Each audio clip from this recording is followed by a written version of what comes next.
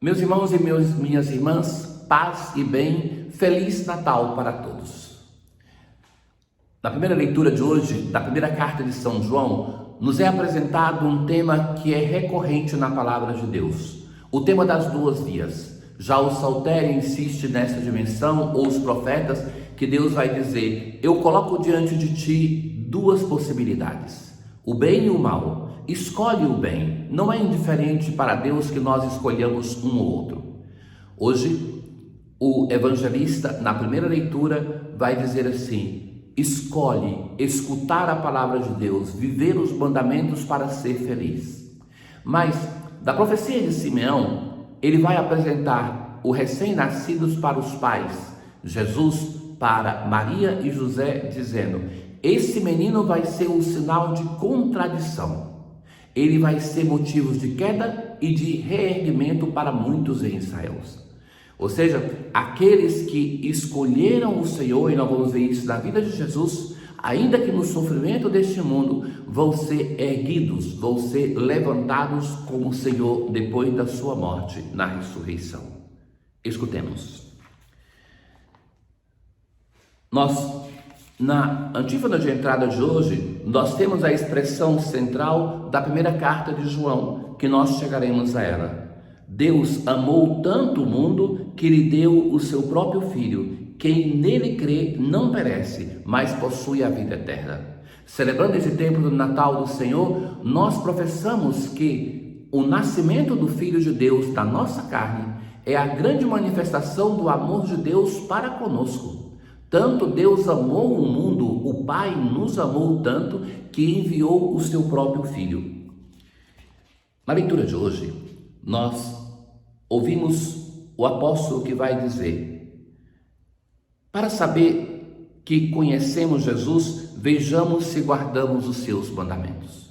Não basta aquele conhecimento difuso nas comunidades onde João evangelizava, que é o conhecimento grego do Logos, da inteligência. Isso não basta, mas que nós manifestamos o nosso conhecimento, que é experiencial. Não é assim que João começa a sua carta? Aquilo que nós vimos, que nós ouvimos, que nós contemplamos, que nós tocamos com as nossas mãos, nós conhecemos o Senhor através da experiência, uma experiência que nos transforma, que se torna vivência dos mandamentos.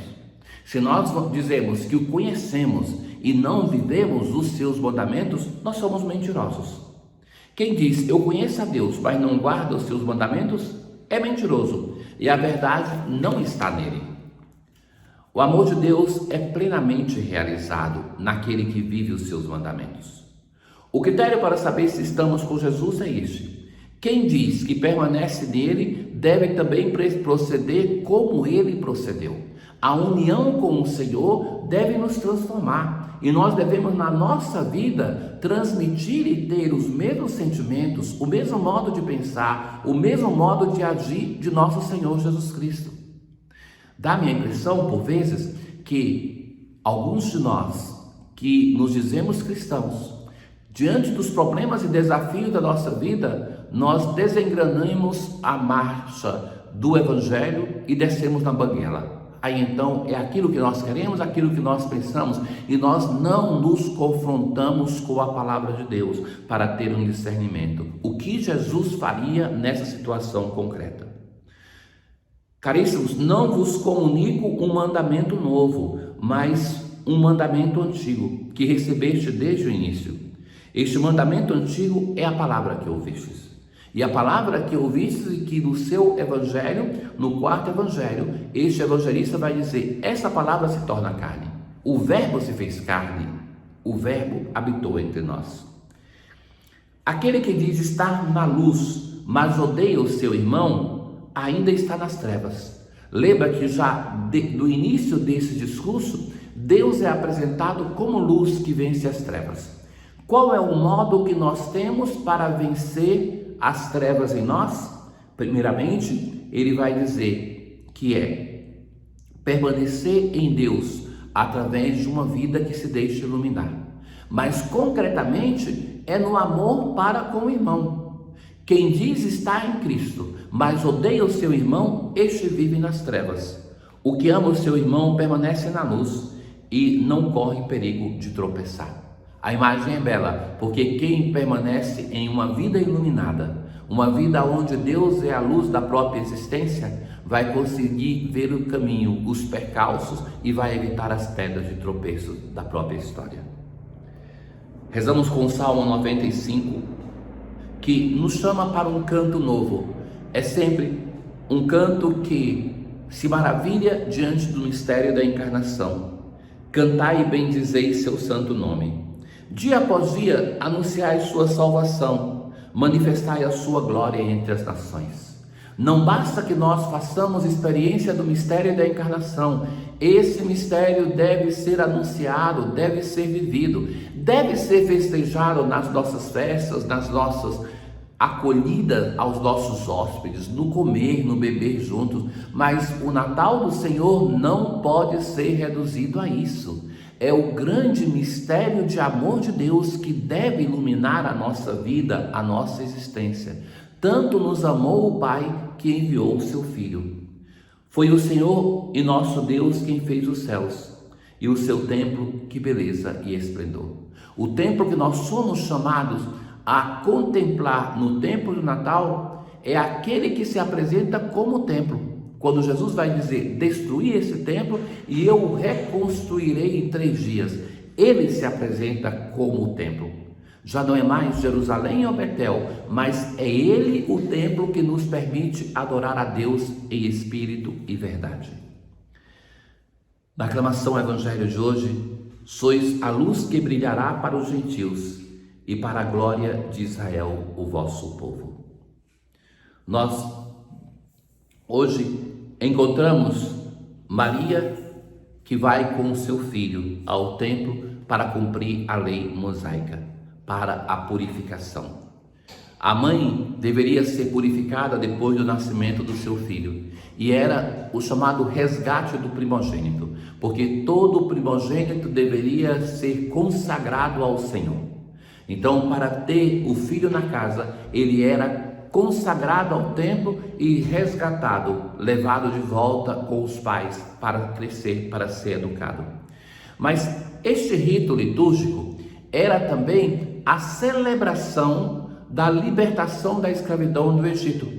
Porque se recordam que a 10ª praga era a morte dos primogênitos? Então, os primogênitos do povo de Israel não foram matados pelo anjo que passava matando todos os primogênitos do Egito e que vai fazer com que o faraó abandone a batalha e decida de deixar o povo partir. Então, é um gesto de salvação para os primogênitos do povo de Israel, mas também de gratidão a Deus da aliança que libertou o seu povo da escravidão do Egito. A lei assim determinada, todo primogênito do sexo masculino deve ser consagrado ao Senhor. E Lucas, que é atento à ritualidade do seu povo, ele vai dizer que eles levam um par de rolas ou 2 pombinhos. Esta era a oferta dos pobres. De fato, é muito difícil saber qual era a situação econômica de São José, porque ele tinha uma posição social, um trabalho que era de valor, que era de importância. Mas aqui se fala de uma oferta que não é ovelha, que não é boi, não é animal de grande porte, mas a oferta dos pobres. Simeão estava ali.